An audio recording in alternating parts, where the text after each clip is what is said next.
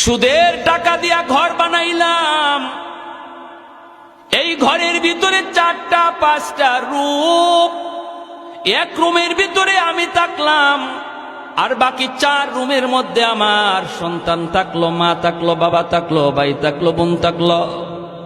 আল্লাহ পাক রব্বুল আলামিন এই 5টা রুমের হিসাব আপনার কাছ থেকে একা নিব। যারা ছিল এরা ফাও ফাও ছিল, এদের কোনো হিসাব নাই, হিসাব দিবে তুমি একা। এজন্যই তো এক বড় ভাইকে ছোট ভাই বলতেছে, ভাইয়া সাবধান, ভাইয়া তুমি সুদের ব্যবসা কইরো না, সুদে টাকা আইনো না, সুদখোরের কাছে তুমি যাইও না, অল্প হলেও তুমি এর উপরে সবর করো, আল্লাহ বরকত দিয়ে দিবে। বড় ভাই কই চুপ থাক, তুই মাদ্রাসায় গেছো মাত্র, এখনই পণ্ডিতি কইরো না, এখনো কিন্তু বড় হুজুর হও নাই, চুপ কর, তুই বেশি কথা বলবি না।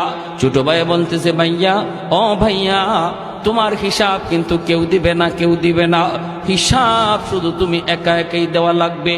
বড় ভাই কস কি তুই, আমি কষ্ট করে করে আইনা সবাইরে খাওয়াইলাম, আমার বিপদের সময় কেউ দাঁড়াবে না। কয় না, ভাবিও তোমার বিপদের সময় দাঁড়াবে না, ভাতিজাও তোমার বিপদের সময় দাঁড়াবে না, আব্বাও তোমার বিপদের সময় দাঁড়াবে না, আম্মাও দাঁড়াবে না, আমি তো দাঁড়াইমু না। ওই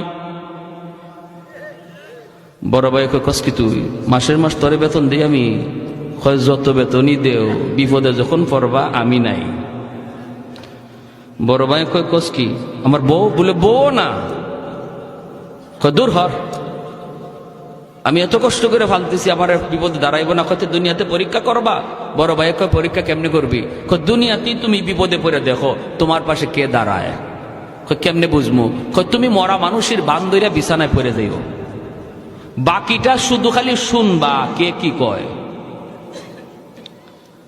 আচ্ছা ঠিক আছে। বড় ভাইরে ছোট ভাই নিয়ে যাইতেছে, বট গাছের তলে যাওয়া মাত্রই বড় ভাই পড়ে গেছে। ছোট ভাই বড় ভাইরে লাশ বানায়া বাড়িতে আইনা কান্না শুরু করছে, আব্বা ও ভাবি ও মা, কিরে কি হয়েছে? কই ভাইয়া মইরা গেছে। কেমনে? কয় জানি না। বট গাছের তলে যাওয়া মাত্রই দেখা যায় ভাইয়া মাটিতে পড়ে গেছে। ও আব্বা গো কয়ে ছোট ভাই কাঁদতেছে, বড় ভাই মরে গেছে।